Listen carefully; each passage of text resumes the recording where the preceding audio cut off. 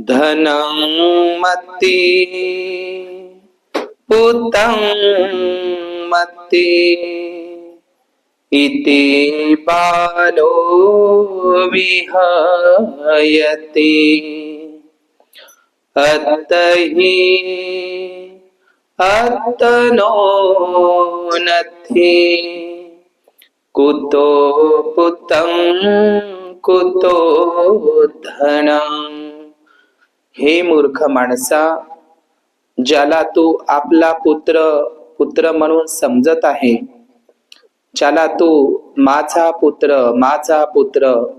माझे धन म्हणून समजत आहे, तुझे स्वतःचेच शरीर तुझे नाही, तुझ्या स्वतःच्या शरीरावरही तुझी काही हुकूमत चालत नाही, तर कुठला पुत्र आणि कुठले धन. मेरा मेरा क्या करता है पुत्र मेरा धन मेरा, काहे सोचकर दुःख पाता रे जब शरीर तक नहीं तेरा.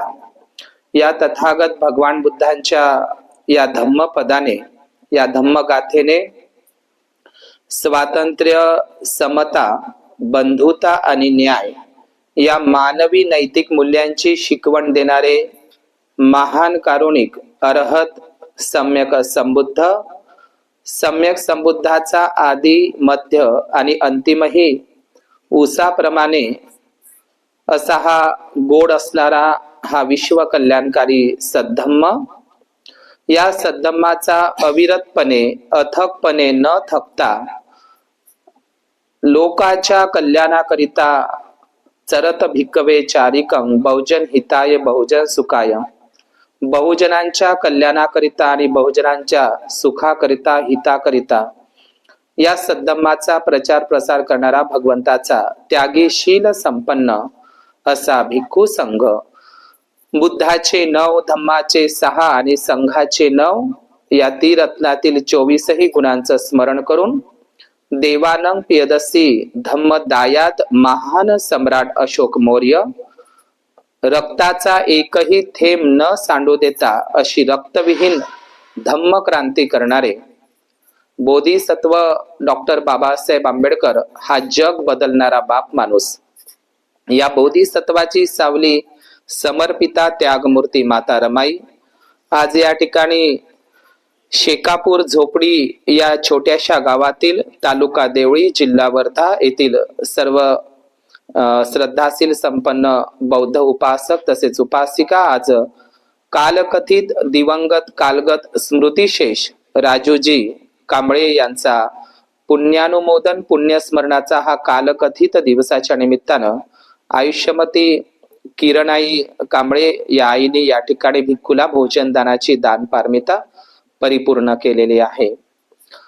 आताच आपण वंदनेमध्ये म्हटलेलं आहे, कायोची गुच्छो सकलोदु गंधो गच्छन्ति सब्बे मरणं अहंच. तर हे आपलं जे शरीर आहे, रूपस्कंध आणि नामस्कंध, आपलं शरीर 4 महाभूतापासून बनलेलं आहे. काही लोक ज्याला 4 धातू म्हणतात किंवा 4 तत्व म्हणतात, काही लोक 4 घटक म्हणतात, काही लोक म्हणतात 5 तत्वापासून हे शरीर बनलेलं आहे, पंचतत्वापासून बनलेलं आहे, पंचतत्वामध्ये तो विलीन झाला आहे, पंचतत्वामध्ये गेला आहे, पंचतत्वापासून असं जे शब्द वापरतात ना, तर बुद्धाने सांगितलं आहे पंचतत्वापासून आपलं शरीर बनलेलं नाही, 5 तत्वापासून नाही, 4च तत्वापासून. आणि त्यालाही पाली भाषेमध्ये भगवान बुद्धाने 4 महाभूत असं नाव दिलेलं आहे. 4 महाभूतापासून, 4 घटकापासून म्हणू शकतो आपण, या 4 घटकापासून, या 4 महाभूतापासून आपलं शरीर बनलेलं आहे. परंतु हिंदू ब्राह्मण धर्मामध्ये आणि इतरही धर्मामध्ये या 5 तत्वापासून हे शरीर बनलेलं आहे असं ते म्हणतात. आता ते तत्व कोणतं स्वीकारतात? आकाश नावाचं तत्व स्वीकारतात. आकाश ही अनंत पोकळी आहे, अमर्याद पोकळी आहे. आकाश हे तत्वामध्ये येऊ शकत नाही, हे बुद्धाने जगाला सांगितलेलं आहे आणि हे बुद्ध आणि त्याच्या धम्मग्रंथातही आहे. मग लक्षात ठेवायचं, आपलं शरीर किती घटकांपासून बनलेलं आहे? 5 तत्वापासून नाही. काही आपले लोक प्रबोधन करणारे लोकांच्या तोंडातून मी कधी कधी ऐकलंय, पंचतत्वामध्ये विलीन झाला, 5 तत्वामध्ये विलीन झाला, 5 तत्वामध्ये त्याचं तो हे झाला. तर अशा पद्धतीने हा शब्द वापरू नये. तथागत भगवान बुद्धाने 4 महाभूतापासून 4 घटकापासूनच आपलं शरीर निर्माण झालेलं आहे. समजलं तुम्हाला? पृथ्वी, आप, तेज आणि वायू. समजलं तुम्हाला? पृथ्वीचे एकूण 8 घटक भागामध्ये सांगितलेले आपल्या शरीरामध्ये. 8 घटक कोणते ते मी सांगतो. आपल्या शरीरावरचं मांस, हड्ड्या, हाताचे पायाचे नख, डोक्याचे दाढी-मिशीचे केस, हे सगळं पृथ्वी धातूमध्ये येते. जल धातू म्हणजे आपल्या शरीराच्या नसानसामध्ये वाहत असलेलं रक्त, मूत्र म्हणा, वीर्य म्हणा, लघवी, हे सगळं जल धातूमध्ये येतं. आणि तिसरा आहे वायू धातू. मनुष्य जन्म झाला तर त्याची पहिली प्रक्रिया होत असते श्वास घेणे. म्हणजे जन्म झाला तर लगेच काय घ्यावं लागते त्याला? श्वास घेणे. ही पहिली प्रक्रिया असते मनुष्याची. बाळाचा जन्म झाला तर तो पटकन काय घेतो? श्वास घेत असतो. श्वास ही पहिली प्रक्रिया. श्वास घेणे म्हणजे जिवंतपणाचं लक्षण आणि श्वास सोडणे म्हणजे मृत्यूचं लक्षण.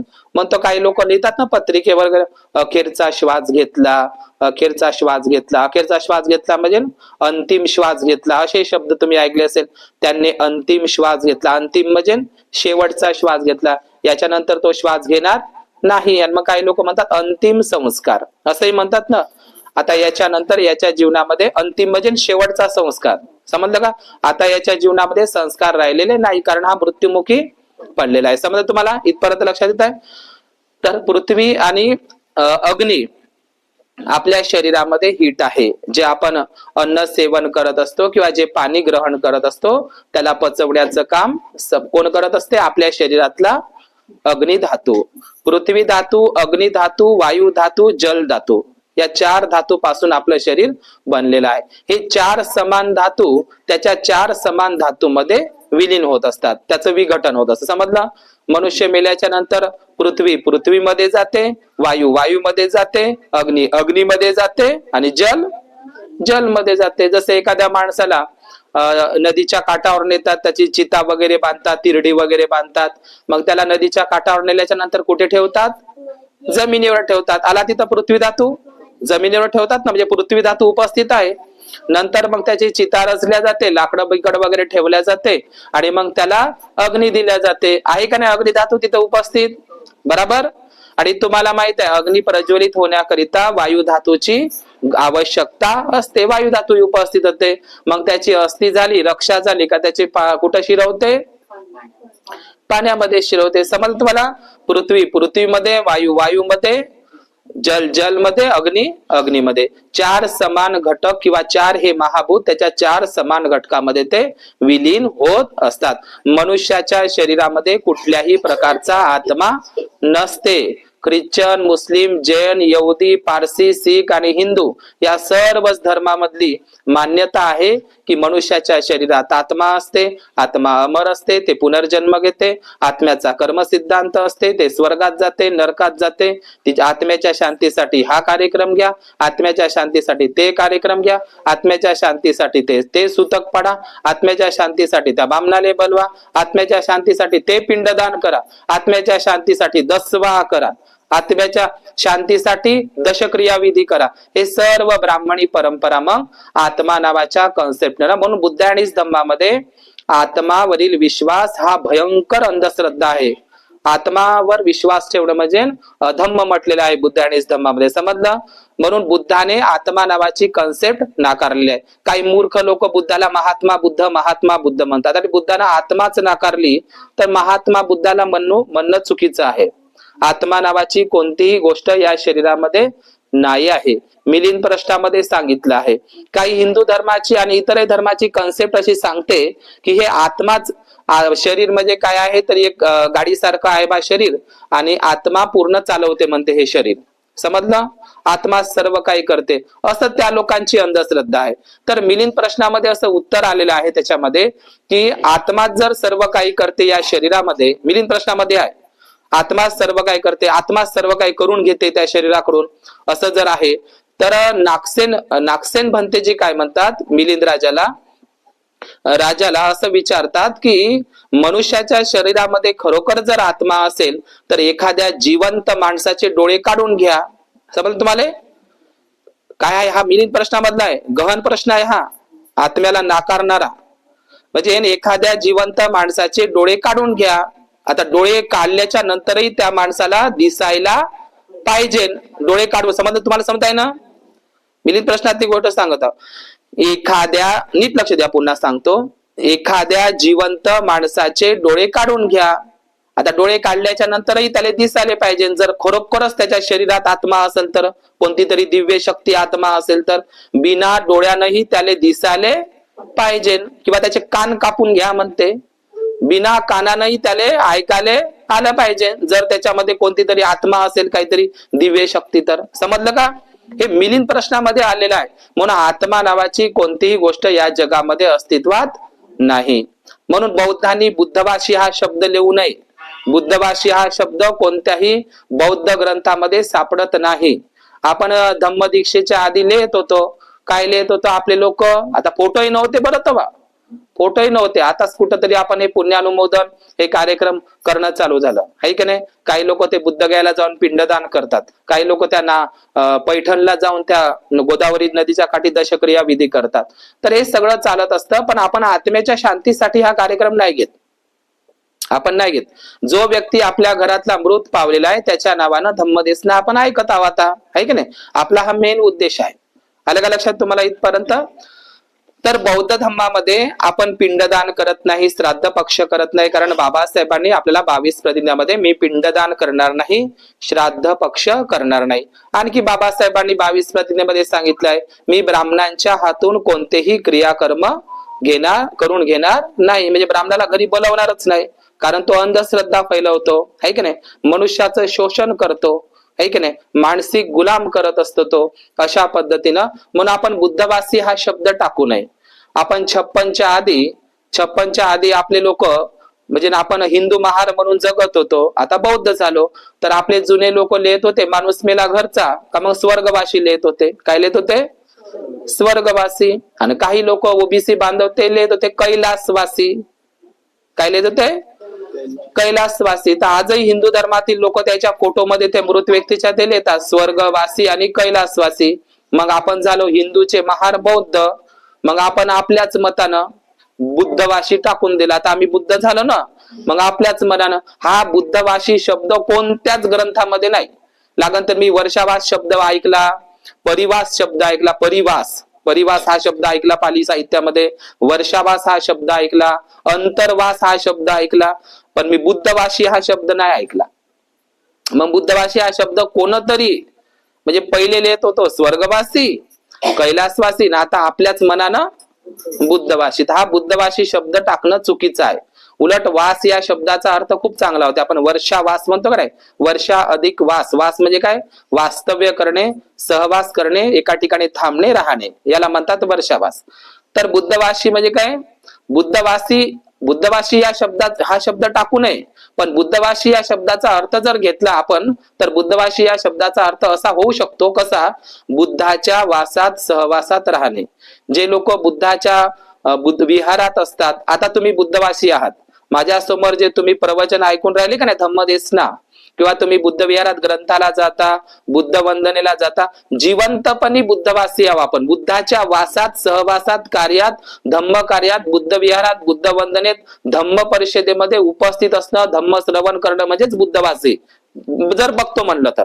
आता तुम्ही बुद्धवासी, मेल्याच्या नंतर कोणच बुद्धवासी वगैरे काही नाही आहे. समजलं का? हा बुद्धवासी शब्द आपण टाकू नये. सल्लसुत्तामध्ये कालकथित हा शब्द आलेला आहे. समजलं तुम्हाला? तर आज या ठिकाणी मी एक छोटीशी कहाणी सांगतो बुद्ध आणि धम्मामधली, आणि या ठिकाणी थांबतो. सर्वांनी नीट लक्ष द्यायचं. ही कहाणी तुम्ही सर्वांनी ऐकली असेल. या कालकथित दिवसाच्या निमित्तानं मी ती कहाणी सांगतो. ठीक आहे? सरळ बसा. आणि शेवटून मी तुम्हाला विचारणार आहोत की या कहाणीमधून तुम्हाला काय उपदेश मिळालेला आहे, काय बोध मिळालेला आहे. नुसतं ऐकायचं नाही, नळी फुंकली सोन्यारे जिकडून तिकडून गेले वारे अशा सारखं नाही, होले हो नाही. इथं त्याच्यातला बोध घेऊन जायचा आहे. बोध घेऊनच जायचं नाही, तर त्याच्या जीवनामध्ये का होईना आपण थोडं थोडं त्याचं आचरणही सुद्धा करीत राहिलं पाहिजे. तर मी कहाणी सांगतो बुद्ध आणि धम्मामधल्या. बुद्ध आणि त्याचा धम्मग्रंथ, बाबासाहेबांचा शेवटचा अखेरचा ग्रंथ. बाबासाहेबाचा पेन राहून गेला तो ग्रंथ शेवटच्या क्षणापर्यंत जीवित पर्यंत शरणं गच्छामि. जीवित पर्यंत म्हणजे काय होते? जिवंत असेपर्यंत, जीवात जीव असेपर्यंत, मरेपर्यंत, रक्ताच्या शेवटच्या थेंबापर्यंत बाबासाहेबांनी बुद्धा अँड हिज धम्म हा ग्रंथ लिहिला. आणि तुम्ही लोक वाचत नाही. बाबासाहेब विद्यार्थी म्हणूनच आयुष्यभर जगले.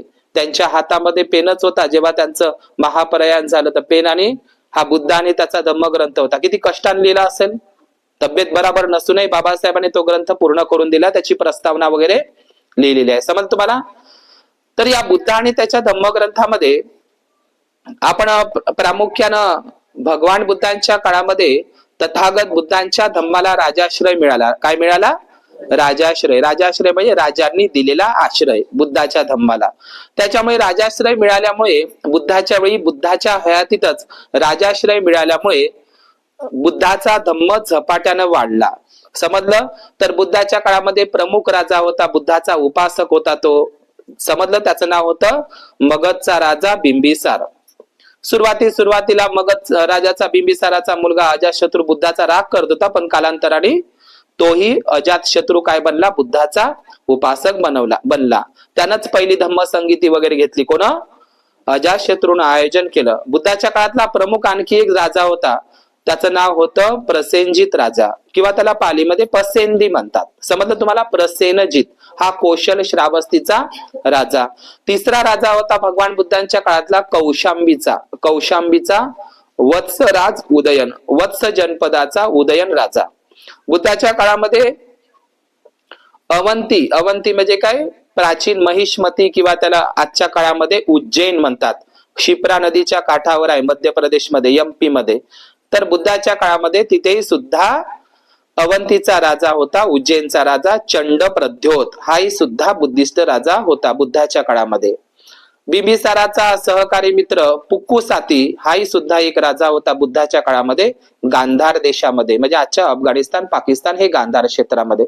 तर बुद्धाच्या काळामध्ये, बुद्धाच्या हयातीतच बुद्ध धम्माला, मग ते शाक्य राज्य असेल किंवा कोलीय राज्य असेल, यांनी सुद्धा राजाश्रय दिलेला होता. नंतर आपल्याला माहित आहे सम्राट अशोक असेल, कनिष्क असेल, हर्षवर्धन, सातवाहन, तर याही राजांनी राजाश्रय दिल्यामुळे बौद्ध धम्म झपाट्यानं वाढला. मी ते सांगणार नाही. पण बुद्धाच्या काळामध्ये एक राजा होता, कौशलचा राजा. त्याचं नाव मी आताच घेतलेलं आहे, राजा प्रसेनजित. काय नाव आहे त्याचं? राजा प्रसेनजित. तर राजा प्रसेनजित बुद्धाचा पहिल्यांदा अनुयायी नाही झाला. त्याच्या पत्नीनं बुद्धाकडे आणलं. कोणाला? राजा प्रसेनजिताला. तर या राजा प्रसेनजिताची राजधानी होती श्रावस्ती नगरी, आणि श्रावस्तीला तथागत बुद्धांनी 25 वर्षावा जेतवनात केली, अनाथ पिंडकाच्या. आलं का लक्षात तुम्हाला? आणि कोसल जनपदाचा तो राजा होता, राजा प्रसेन. नाव ऐकलं तुम्ही? राजा प्रसेनजित. तर या राजा प्रसेनजिताची एक महाराणी होती. त्या राजा प्रसेनजिताच्या महाराणीचे नाव होते मल्लिका. काय नाव होते? पण बुद्ध आणि धम्मामध्ये मल्लिका देवी असा शब्द आलाय. देवी म्हणजे ते नाही, देवी हा शब्द आणि देव हा शब्द पाली आहे. सम्राट अशोकाच्या पहिल्या महाराणीचं नाव देवी आहे. आपल्याला वाटते देवी म्हणजे काय, तर ते दुसऱ्याच देव्या, 10-12 हाताच्या, 8 हाताच्या, 6 हाताच्या. देवी हा शब्द पाली आहे. त्या काळातल्या बुद्धाच्या काळामध्ये प्रत्येक स्त्रियांच्या मागे देवी हा शब्द लागत होता. जसं बुद्धाच्या आईला आपण महामाया देवी म्हणतो. समजलं का? नंतरच्या काळात त्या दगडा धोंड्याच्या देव्या मग बनवल्या. समजलं तुम्हाला? तर देवी हा शब्द ऍक्च्युअली पाली शब्द आहे, आपला शब्द आहे. समजलं? आणि त्या देवी या शब्दाचा अर्थ होते, देवी म्हणजे काय, तर श्रेष्ठ नारी, श्रेष्ठ स्त्री. श्रेष्ठ म्हणजे काय? पंचशिलाचं, अष्टशिलाचं पालन करणारी, अष्टांगिक मार्गाचं पालन करणाऱ्या स्त्रीला देवी म्हणायचे. पंचशील, अष्टशील, अष्टांग मार्गाचं पालन करणाऱ्या सदाचारी त्या स्त्रीला देवी म्हणायचे, आणि पुरुषाला देव म्हणायचे. जाऊ द्या, मी ती गोष्ट सांगणार नाही. तर तिला एक शब्द लागलेला आहे बुद्ध आणि धम्मामध्ये, मल्लिका देवी. तर राजा प्रसेनजिताच्या महाराणीचं नाव होतं मल्लिका देवी. बुद्धाच्या काळामध्ये मल्लिका नावाच्या 2 उपासिका होऊन गेल्या. दोन उपासिका होऊन गेल्या. ती पहिली महाराणी म्हणजेच महाराजा प्रसेनजिताची महाराणी राणी मल्लिका देवी आणि दुसरी होती त्या मल्ल कुशीनगरची मल्लिका राणी म्हणजे बंधुल मल्ल. हे नाव तुम्हाला थोडस कठीण वाटतं. बुद्धाचा एक उपासक होता बंधुल मल्ल. हा मल्ल वंशाचा होता, कुशीनगरचा होता, पावा कुशीनगर अनुप्रियाचा होता, मल्ल वंशाचा होता. त्याचं नाव होतं बंधुल मल्ल. हा बंधुल मल्ल आणि राजा प्रसेनजित सोबतच शिकलेले होते, सहकारी मित्रही होते ते. तर बंधुल मल्लाची एक पत्नी होती. बंधुल मल्लाच्या पत्नीचंही नाव मल्लिकाच होतं आणि राजा प्रसेनजिताच्या महाराणीचं नाव सुद्धा मल्लिकाच होतं. मल्ल वंशाची असल्यामुळे मल्लिका. समजलं? तर ही मल्लिका तथागत भगवान बुद्धांची ती उपासिका होती. तिची बुद्धावर बुद्धाच्या धम्मावर आणि बुद्धाच्या संघावर, तिथं लावून ठेवलं तरी चालेल, बुद्धाच्या धम्मावर, बुद्धाच्या संघावर आणि बुद्ध धम्म संघावर या तीनही रत्नावर तिची नितांत श्रद्धा होती. कोणाची? मल्लिका राणीची. समजलं? राजा प्रसेनजिताची सुरुवातीला नव्हती, पण नंतर मात्र त्याची श्रद्धा बुद्ध धम्म संघावर झाली. ऐका ती कहाणी. मी कुठली कहाणी सांगत आहोत तुम्हाला? बुद्ध आणि त्यांच्या धम्मग्रंथामध्ये. ही मल्लिका राणी राजा प्रसेनजिताच्या दरबारामध्ये काम करणारा सुमन नावाचा माळी, नेहमी राजाला फुलं आणून द्यायचा राजमहालामध्ये.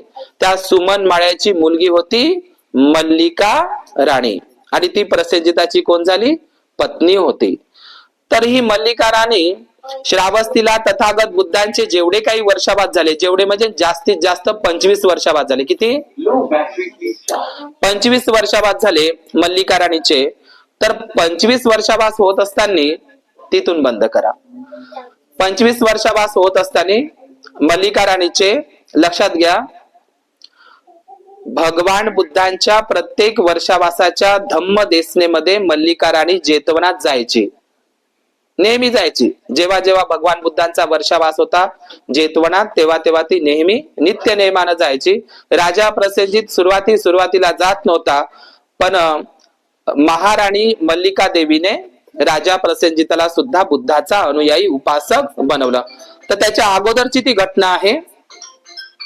तो बुद्धाचा उपासक बनण्याच्या आधी, अनुयायी बनण्याच्या आधी, लक्षात घ्या, तर हा अनुयायी उपासक उपासिका, ही उपासिका मल्लिका जी राणी आहे, ही मल्लिका देवी आहे, राजा प्रसेनजिताची महाराणी आहे. खूप श्रद्धावान होती. तिची बुद्ध धम्म संघावर अत्यंत निष्ठा होती, श्रद्धा होती आणि ती नेहमी बुद्ध धम्म संघाच्या या तीनही रत्नांच्या सहवासात राहत होती. एकदा काय झालं, श्रावस्तीला एक सावकार होता, श्रेष्ठी होता. कोण होता? अनेक सावकार होते श्रावस्तीला, कारण त्यावेळेस ती मोठी नगरी होती, दाट लोकसंख्येचं ठिकाण होतं. सुदत्त अनाथ पिंडकच नाही, अनेक श्रेष्ठी सावकार त्या श्रावस्तीला राहायचे. तर त्या श्रावस्तीला एक श्रेष्ठी होता, सावकार होता, धनवान होता. त्याच्या घरी अखूट खजाना होता. खूप श्रीमंत होता तो सावकार आणि त्याला एकुलता एक मुलगा होता. ऐका ही कहाणी. तर या सावकाराचा एकुलता एक मुलगा कुठला तरी त्याला आजार झाला आणि त्या आजारपणामध्ये त्या सावकाराचा मुलगा मरण पावला. आता तो सावकार काही बुद्धाचा उपासक नव्हता, कारण धनवान लोकांना लोभ काही सुटत नाही आणि बुद्ध म्हणतात मरेपर्यंत लोभ काही संपत नाही. एक इच्छा पूर्ण झाली का दुसरी, दुसरी इच्छा झाली का तिसरी. लोभच इतका घातक आहे की लोभ माणसाला चांगलं काम करूच देत नाही. लोभामध्ये माणूस काहीही करते का नाही? ते आहे ना, म्हटलं नाही म्हणून लोभानं अंध नसते म्हणते ते महाकवी वामनदादा कर्डकाचं गाणं आहे ना. जर लोक लोभाने अंध नसते, आंधळे झाले आहे लोकांनी, म्हणजे लोभामुळे. लोभ हा माणसाला खूप घातक आहे आणि लोभ माणसाला चांगलं कार्य करण्यापासून अडथळा आणत असते. समजलं का? आणि लोभ मरेपर्यंत कधीही संपत नाही. तृष्णा, इच्छा हा मनुष्याच्या मरेपर्यंत राहतात. लोक म्हणते का नाही, माझी शेवटची इच्छा होती, शेवटची किती इच्छा करत, इच्छेला अंतच नाही आहे. समज तुम्हाला? तर हा जो सावकार होता, हा श्रावस्तीचा एकुलता एक त्याचा मुलगा होता. घरी धनाढ्य होता तो, पण त्याचा एकुलता एक मुलगा मरण पावल्याच्या नंतर त्या धनाचं काय उपयोग आहे का? त्या मुलाचं लग्न नाही झालं होतं त्याच्या, एकुलता एक तो सावकाराचा मुलगा एवढा दुःखामध्ये तो वियोग करत होता, एवढा रडत होता की त्यानं अन्न पाणी घेणं सोडून दिलं. अन्न पाणी सोडून दिलं. एकुलता एक मुलगा, एवढं मोठी धनसंपत्ती, काय करायचं? आणि एवढा रडत होता, त्यानं अन्न पाणी सोडून दिलं. त्याची तब्येत वगैरे सगळी, त्याची मानसिक अवस्था सगळी बिघडली. खूप दुःखी झाला आपल्या मुलाच्या सोडून जाण्यानं, कारण तो आजारानं सोडून गेलेला होता. आता श्रावस्तीतल्या कोणीतरी एकाने त्याला सांगितलं की सुदत्त अनाथ पिंडकाच्या जेतवणा, पोरी खाली बस बर, तू उडबस नको करू. कोणीतरी त्याला एकाने सांगितलं, श्रावस्तीच्या एका व्यक्तीनं, की हे पोरी, या श्रावस्तीच्या सुदत्त अनाथ पिंडकाच्या जेतवणामध्ये तथागत सम्यक संबुद्ध आपल्या भिक्खू संघासहित वर्षावासात थांबलेले आहे. तेच तुला आता काहीतरी मार्ग सांगतील म्हणून त्या सावकाराला पाठवलं. आता मला सांगा, तो सावकार काय श्रद्धावान होता का? अजिबात श्रद्धावान नव्हता. आता तो दुःखाच्या शिरी तो गेला. दुःखामध्ये माणूस काय नाही करत, काही करते ना. तुम्हाला बुद्धाची आठवण दुःखातच येते, बुद्ध विहाराची आठवण दुःखातच येते, भंतीजीची आठवण दुःखातच येते. लोक आहे का नाही, येते का नाही? असं आपण सुखामध्ये भगवंताची आठवण करत नाही, बाबासाहेबांची आठवण करत नाही, जाणीव ठेवत नाही. लक्षात घ्या, आपल्याकडे खूप मोठं दुःख आणि संकट आलं ना, तरच आपल्याला धम्माची आठवण येते. आपले लोकही तसेच आहे, जेव्हा अन्याय अत्याचार झाला तेव्हाच बाबासाहेबांची आठवण येते, अशी आठवण येत नाही. श्रीमंत पैसा झाला का अहंकाराने माणूस फुगून जातो. आहे असे आपल्या समाजामध्ये लोक, सर्वच नाही, समजलं का? म्हणून सुख राहो का दुःख राहो, बाबासाहेबाला कधीच विसरू नका. सुख राहो का दुःख राहो, बुद्धाला कधीही विसरू नका. समजलं का? तर काही लोक बुद्धाच्या मार्गावर चालता ज्याच्याकडे भरपूर पैसे आले ते देवा धर्माकडे चालले आपले लोक, असेही लोक आहे. तर जाऊ द्या, मी ती गोष्ट सांगणार नाही. तर हा व्यक्ती, हा सावकार, तो बुद्धाकडे गेला, जेतवनाकडं, आणि बुद्धाले तर बुद्धाकडे गेल्याच्या नंतर, सायलेंट ठेवा, बुद्धाकडे गेल्याच्या नंतर हा सावकार बंद करून द्या. बुद्धाकडे गेल्याच्या नंतर आता तो दुःखानं व्यथित होता. दुःखानं काय होता? व्यथित होता.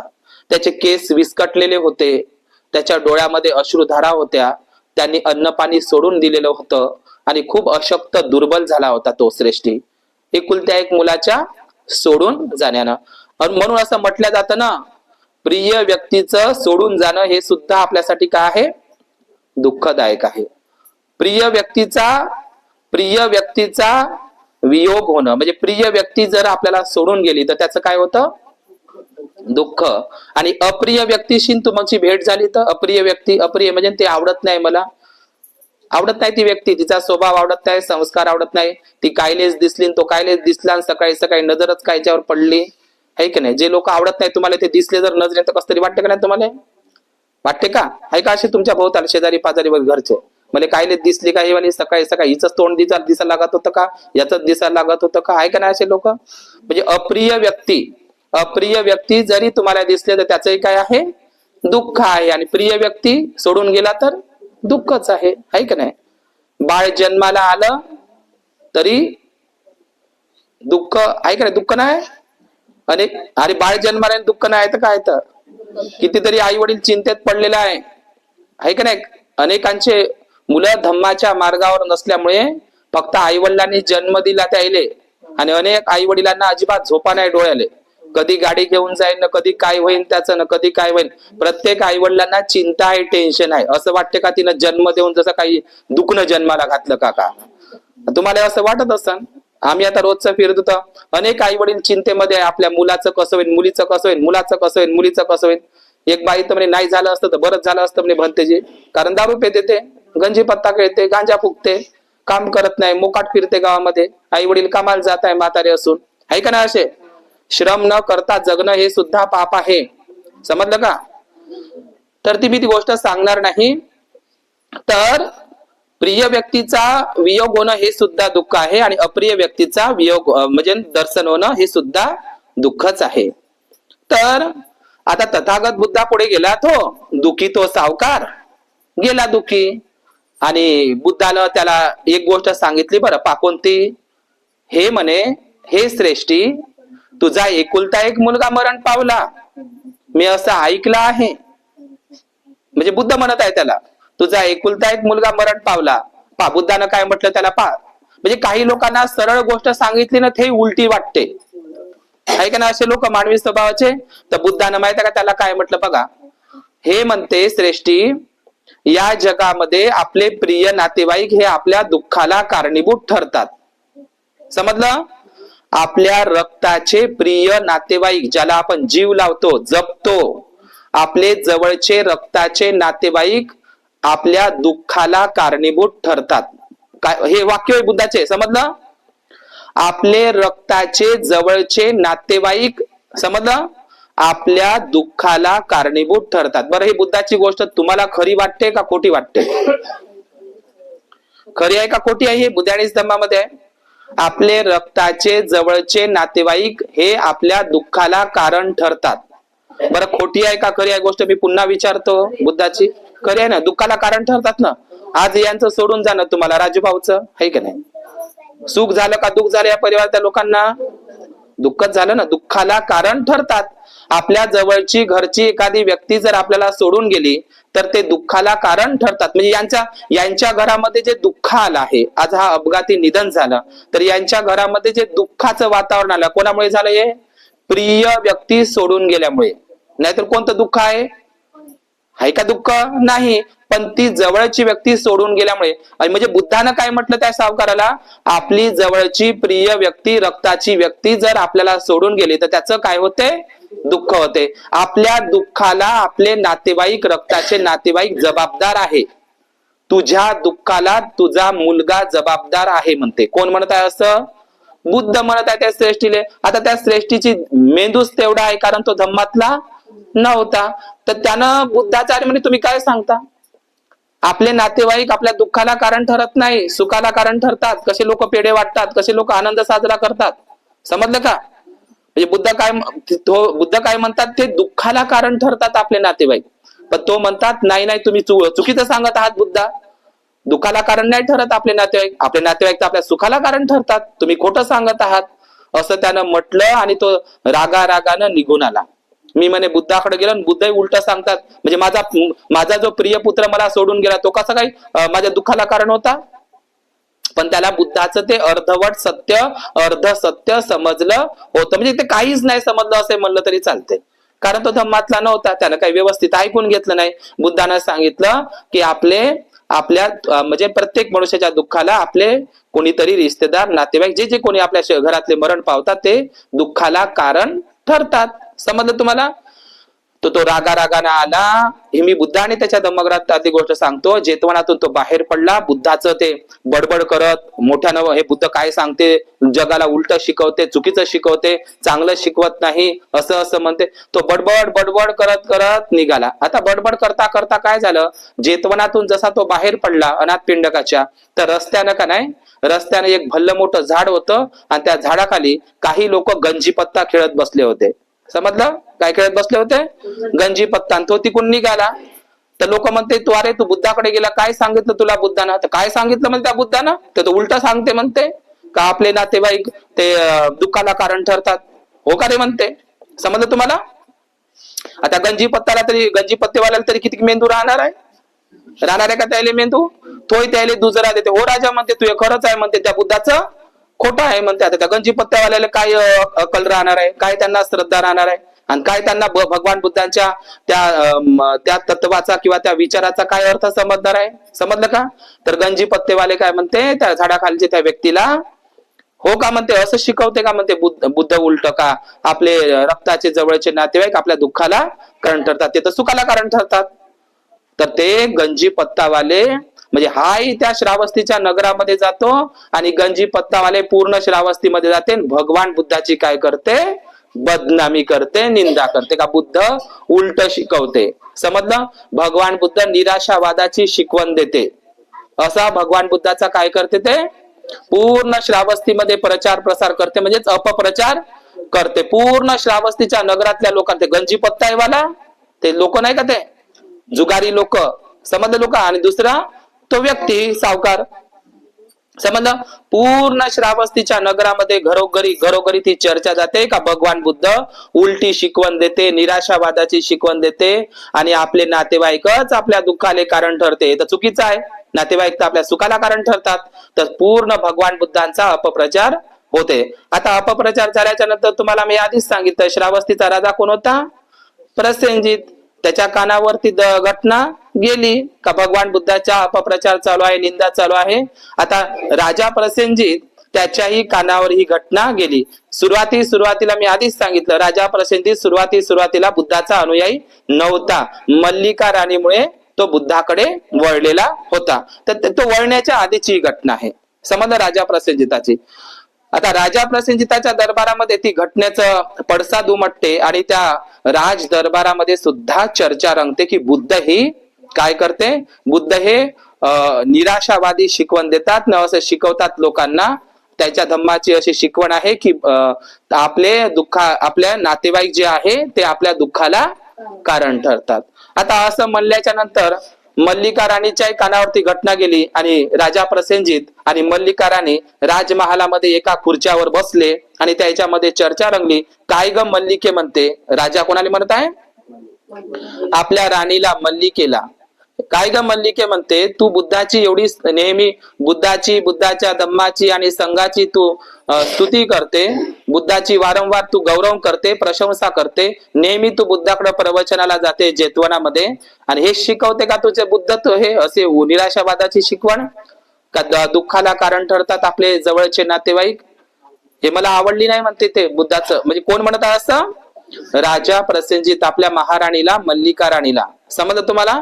तर त्यावेळी राजा प्रसेनजित ही गोष्ट खरी आहे का खोटी आहे याकरिता नलिधान नावाच्या एका मंत्र्याला बुद्धाकडे पाठवते. ती गोष्ट मी लांबलचक सांगणार नाही, पण त्याचा अर्थ महत्वाचा आहे. बुद्ध आणि धम्मामध्ये नलिधान नावाच्या एका मंत्र्याला बुद्धाकडे पाठवते आणि नलिधान तो मंत्री सुद्धा बुद्धाकडून तीच गोष्ट जी मल्लिकेनं सांगितली होती तीच गोष्ट ते लक्षात घ्या. आता कोणती आहे त्या महत्वाच्या गोष्टी तुम्ही लक्षात ठेवा. मल्लिका राणी सांगते. मल्लिका राणी आणि राजा प्रसेनजितामधला संवाद आहे. कुठला आहे तो? राज दरबारातला. तर मल्लिका राणी म्हणते कोणाला? पाय नका पसरू इकडं पूजेकडं. मल्लिका राणी काय म्हणते? राजा प्रसेनजिताला काय म्हणते ऐका बघा काय म्हणते. बुद्ध कधीही खोटे बोलत नाही. बुद्ध कधीही खोटे बोलत नाही. बुद्धाची वाणी ही 100% खरी असते. ते तथागत आहे. तथागत म्हणजे काय? तथाभासी यथाकारी, जे जसे बोलतात त्याप्रमाणे वागतात. म्हणून तथागत शब्दाचा अर्थच तो आहे. बोले तैसा चाले त्याची वंदामी पावले म्हणतात ना लोक. तर बुद्ध असे होते. तर मल्लिका राणी पटवून देत आहे राजा प्रसेनजिताला की बुद्ध कधीही असत्य उपदेश करू शकत नाही. ती म्हणजे सम्यक वाणीच सांगणार, ते असत्य भाषण करणार नाही. असत्य चुकीचं खोटं बुद्ध कधी लोकांना शिकवणार नाही. कोण सांगत आहे असं? राणी मल्लिका राजा प्रसेनजिताची समजूत घालत आहे. दोघे राजा आणि महाराणीमध्ये काय चाललेली आहे? चर्चा चालली आहे. तर बुद्ध कसे खोटे बोलत नाही, कसं असत्य भाषण करत नाही. तर राणी सांगते बघा काय सांगते ऐका म्हणते. राजा ऐका तुम्ही बुद्धाची निंदा चालवली आहे ना, त्या पूर्ण श्रावस्तीमध्ये भगवान बुद्धांचा अपप्रचार निंदा चालली आहे ना. ठीक आहे ऐका. बुद्ध कधीच खोटे बोलत नाही. बुद्ध कधीच असत्य भाषण करत नाही. बुद्ध कधीच चुकीच्या पद्धतीनं लोकांना सांगत नाही. तर ऐका म्हणते बुद्धाचं की आपले नातेवाईक, आपले जे नातेवाईक आहेत जवळचे रक्ताचे, ते आपल्या दुःखाला कारण ठरतात किंवा नाही ठरत. मला सांगा बरं म्हणते राजा. कोण म्हणते आता? राणी. थोडसा मनोरंजनात्मक प्रश्न विचारलाय राणीनं. कोणाला? आपल्याच राजाला, राजा प्रसिद्ध. मला सांगा बरं म्हणते राजा, तुमचं माझ्यावर प्रेम आहे किंवा नाही म्हणते. आता पहा लग्न झालं होतं मल्लिका राणीचं आणि मल्लिका राणीला वजिरा नावाची एक मुलगीही झालेली होती. कोण? वजिरा नावाची. आता मल्लिकाला वजिरा नावाची मुलगी झाली आणि मल्लिका राणी राजाला काय विचारत आहे? काय विचारत आहे? हे राजा तुमचं माझ्यावर प्रेम आहे किंवा नाही. आता हा काय प्रश्न विचारला म्हणते राणी मल्लिके, तू तुमचं माझ्यावर काय प्रेम आहे का म्हणून. समजलं का? समजलं ना? म्हणजे थोडसा याच्यामध्ये तुमचं माझ्यावर खरोखर सांगा म्हणते प्रेम आहे किंवा नाही. तुम्ही हा काय प्रश्न झाला? माझं तुझ्यावर लय प्रेम आहे म्हणते. समजलं का? तर राजा प्रसेनजित काय म्हणते, मल्लिके असं नको बोलू तू, माझं तुझ्यावर लय म्हणजे लय म्हणजे लय म्हणजे लय म्हणजे लयच प्रेम आहे, लय प्रेम आहे म्हणते माझं तुझ्यावर लय प्रेम आहे म्हणते, मी तुझ्यावर लय प्रेम करतो म्हणते. कोण म्हणत आहे असं? राजा प्रसेनजित. कोणाला? आपल्या महाराणी मल्लिका देवीला. लय प्रेम आहे ना तुमचं? बराबर आहे ना? हो बराबर आहे. मग तुझ्यावर माझं लय प्रेम आहे म्हणते मल्लिके.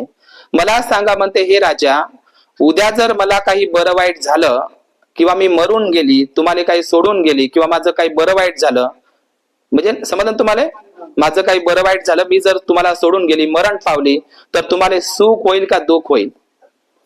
तर राजा म्हणते मला दुःखच होईल. बरोबर आहे का नाही? म्हणजे माझं सोडून गेल्यामुळे तुम्हाला काय होईल? दुःख होईल. बरोबर आहे का नाही? म्हणजे मी तुम्हाला सोडून गेली तर तुम्हाला सुख होईल का दुःख? तर राजा म्हणते नाही मल्लिके, असं म्हणू नको ग, डोळ्यातून शब्द काढू नको, मला काय होईल? दुःखच होईल, माझ्या दुःखाला कारण ठरशील तू. मग मला सांगा म्हणते राजा, आपल्याला वजिरा नावाची तुमची एकुलती एक मुलगी आहे का नाही, एक वजिरा नावाची लहानचीच बालिका, आपली आपली आपली वजिरा नाही का? ही वजिरा आपली एकुलती एक मुलगी. या वजिरा नावाच्या एकुलत्या एक मुलीला जर उद्या काही बरं वाईट झालं, तिची तब्येत बिघडली किंवा ती आपल्याला सोडून गेली, अचानक काही झालं तिला, तिचं काही बरं वाईट झालं, ती आपल्याला सोडून गेली, तर आपली ही एकुलती एक मुलगी वजिरा आपल्याला सोडून गेल्याच्या नंतर सुख होईल का दुःख होईल? दुःखच होईल. बरोबर आहे ना तुम्हाला? आणि तिसरी गोष्ट मला सांगा म्हणते राजा, तुम्ही या कोसल जनपदातल्या तुमच्या प्रजेवर प्रेम करता किंवा नाही? प्रजेवर. कारण हा प्रसेनजित राजा प्रजाप्रिय होता. प्रजेला बुद्धानं सांगितलं होतं, हे राजा, राजा असल्याचा आव आणू नको, म्हणजे मी राजा आहे तर काही करीन बा. बुद्धाची शिकवण राजा प्रसेनजितानं अंगीकारली होती. बुद्धाच्या न्यायनीतीवरच त्यांनी धम्मानुशासन चालवलं होतं, राजनीती चालवली होती. धम्मवान राजा होता. कोण? तर भगवान बुद्धांनी सांगितलं होतं राजा प्रसेनजित, हे राजा, राजा असल्याचा अहंकार करू नको. हे राजा, बुद्धाची शिकवण आहे बुद्धांनीच धम्मामध्ये, हे राजा, तू आपला प्रत्येक अवयव ताब्यात ठेव. समजलं? अवयव ताब्यात ठेव. हे राजा, राजा असल्याचा अहंकार करू नको. हे राजा, तू तुझ्या प्रजेवर पुत्रा समान मुलाप्रमाणे प्रेम कर. प्रजेला तू काय प्रजा समजू नको, आपल्या मुलाप्रमाणे प्रजेला जप, प्रजेवरही प्रेम कर, प्रजेचंही हित सुख जप. समजलं का? तर ही भगवान बुद्धाची शिकवण त्याच्यावर होती. तर मल्लिका राणी काय म्हणते, हे राजा, तुमच्या या कौशल जनपदातल्या या श्रावस्तीच्या प्रजेवर या लोकांवर, या प्रजेवर तुमचं प्रेम आहे का नाही? म्हणते नाही, माझी प्रजा खूप महत्वाची आहे म्हणते मल्लिके, माझ्या या श्रावस्तीच्या या कोसल जनपदातल्या प्रजेवर माझं प्रेम आहे. तर मला सांगा म्हणते राजा, एखाद्या दुसऱ्या राजाने आक्रमण केलं आणि तुमच्या प्रजेला, संपूर्ण प्रजेला मारून टाकलं युद्धामध्ये, तर तुम्हाला सुख होईल का दुःख होईल? तुमची प्रजा जर मरण पावली तर पुत्रासारखी, तर सुख होईल का दुःख होईल? नाही नाही, माझी प्रजा म्हणते मल्लिके माझ्या पुत्रासारखीच आहे. माझ्या प्रजेला जर उद्या कमी जास्त झालं आणि त्यांना काही जर त्यांचा घातपात झाला किंवा कुठल्या तरी दुसऱ्या राजाने आक्रमण करून त्यांना मारून टाकलं युद्धामध्ये, तर मला काय होईल? दुःखच होईल. मग बुद्ध काय उलट शिकवत आहे? समजलं का? बुद्ध काय शिकवत आहे? म्हणजे मी तुमची राणी, तुमची एकुलती एक मुलगी वजिरा, आणि तुमची पुत्रासारखी प्रेम ज्या तुम्ही प्रजेवर करता, ती प्रजेला जर काही झालं तर त्याचं तुम्हाला काय होईल? सुख होणार नाही राजा, काय होणार? दुःखच होणार आहे. मग सांगा बरं म्हणते बुद्धानं काय खोटं शिकवत आहे ते? समजलं का? तर होय मल्लिके म्हणते, मला लक्षात आणून दिलं, जसं अंधाऱ्या खोलीमध्ये एखाद्यानं तेलाचा दिवा न्यावा आणि अंधाऱ्या खोलीतला अंधार दूर व्हावा, अशा सारखा तुन माझ्या मनातली अविद्या, अज्ञान दूर केलं, नाहीसा केला. मल्लिकेचं धन्यवाद मानते कोण? राजा प्रसेनजित. आणि तेव्हापासून तो बुद्धाचा काय होते? निष्ठावान उपासक होते. आयुष्यभर राजा प्रसेनजित स्वतःपन्न होत असते त्याच दिवशी. तर अशा पद्धतीनं आहे की नाही, आपले नातेवाईकच आपल्या दुःखाला कारण ठरत असतात. समजलं का? सुखाला कारण ठरत नाही असं अजिबात म्हणायचं नाही, पण आपले नातेवाईक दुःखाला कारण ठरत असतात. आणि या जगातलं बुद्धानिस धम्म तुम्ही शब्द ग्रंथ वाचला, त्यामध्ये एक सांगितलंय वाक्य मस्त आहे बुद्धानिस धम्मामधले, या जगातील दुःख दुसरे तिसरे काही नसून माणसातील अनुचित व्यवहाराचा परिणाम होय. बुद्धाचे वाक्य आहे, बुद्धाने त्या म्हणजे माणसातील अनुचित व्यवहाराचा परिणाम म्हणजे या जगातील दुःख आहे. एक माणूस दुसऱ्या माणसासोबत, एक बाई दुसऱ्या माणसासोबत, बाईसोबत चांगली वागत नाही, हेच तर दुःख आहे ना दुःख आहे का नाही. याचं दुःख त्याचं दुःख, हिनं असं म्हणलं त्यानं असं म्हणलं, त्यानं असं म्हणलं तिनं असं म्हणलं, त्यानं असं म्हणलं तिनं असं म्हणलं, आहे का नाही.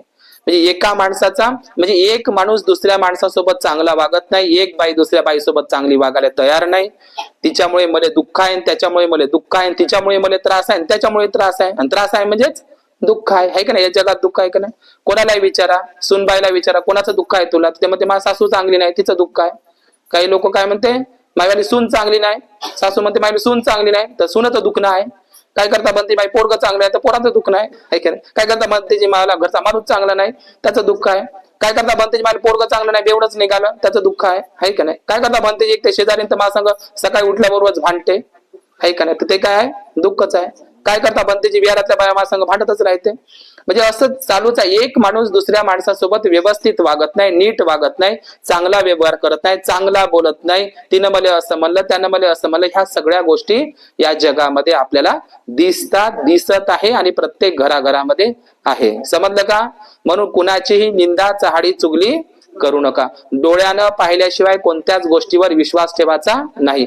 कानावर आणि तोंडावर तर अजिबातच विश्वास नका ठेवू. समजलं का तुम्हाला. डोळ्यानं आखो देखी हाल पाहिल्याशिवाय आपण कोणत्याही गोष्टीवर विश्वास ठेवायचा नाही. म्हणून आपल्या जीवनामध्ये चहाडी चुगली निंदा नालस्तीपासून दूर राहा. ते आपले अकुशल कर्म आहे, आपल्या वाणीचे दोष आहे. आपण काय बोलतो म्हणजे आपण कोणाच्या संदर्भात निंदा नालस्ती करतो, या निंदा नालस्तीपासून आपण दूर राहिले पाहिजे. आपल्याला भगवान बुद्धाने सम्यक वाणी सम्यक वाचाही सांगितलेली आहे. मिथ्या कथनावर असत्य कथनावर आपण बोललंही पाहिजे, परंतु भगवान बुद्धाने सांगितलंय निंदा नालस्तीपासून दूर राहा. समजलं. दुसऱ्यांची निंदा करणं सोपी गोष्ट आहे, समजलं का. स्वतःमधले दोष पाहणं कठीण गोष्ट आहे. दुसऱ्यातले दोष आपल्याला पटकन दिसतात म्हणते भगवान बुद्ध, पण स्वतःमधले दोष पाहायला कठीण आहे. म्हणून भगवान बुद्धानं तेच सांगितलंय धम्मपदामध्ये, दुसऱ्यांचे दोष पाहू नये, दुसरा काय करतो किंवा काय करीत नाहीत याकडे लक्ष देऊ नये, स्वतः काय करावे आणि काय करू नये याकडच लक्ष दिले पाहिजे. तर या भगवान बुद्धांच्या धम्मपदाने आजच्या या माझ्या धम्मवाणीला विराम देतो. सर्वांप्रती मंगलाची कामना करतो. बुद्ध धम्म आणि संघ या तीरत्नाच्या प्रभावाने तुमचं खूप मंगल हो, खूप कल्याण हो. भवतु सब मंगल, भवतु सब मंगल. साधु साधु. बुद्धं नमामि, धम्मं नमामि, संघं